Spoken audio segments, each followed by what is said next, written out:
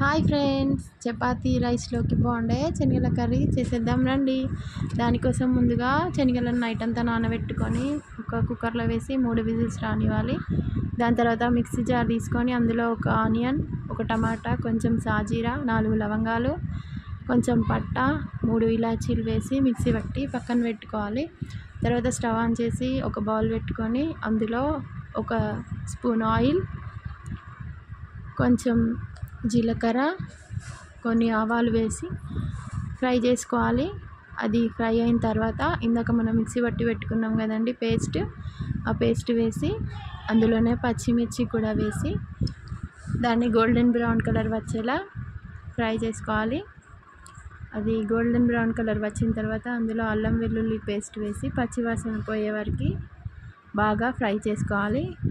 తర్వాత ఒక స్పూన్ పసుపు వేసి మళ్ళీ ఒక 2 మినిట్స్ ఫ్రై చేసుకోవాలి. ఇప్పుడు అది మొత్తం ఫ్రై అయిన తర్వాత ఇందాక మనం బాయిల్ చేసి పెట్టుకున్న కాబూలి చనా వేసి మంచిగా ఫ్రై చేసుకోవాలి. తర్వాత అందులో ఒక స్పూన్ కారం, ఒక స్పూన్ అంటే మన రుచికి ఎంత సరిపోతుందో అంత, తర్వాత ఒక స్పూన్ సాల్ట్ వేసి ఒక 5 మినిట్స్ మళ్ళీ మంచిగా ఫ్రై చేసుకోవాలి. తర్వాత అందులో కొంచెం వాటర్ వేసి కొంచెం సేపు కర్రీ మొత్తం ఉడకబెట్టుకోవాలి. కర్రీ మొత్తం గ్రేవీలా దగ్గరకు వచ్చిన తర్వాత అందులో కొంచెం గరం మసాలా, కొంచెం కొత్తిమీర వేసి మళ్ళీ ఒక 5 మినిట్స్ బాగా బాయిల్ చేసుకోవాలి.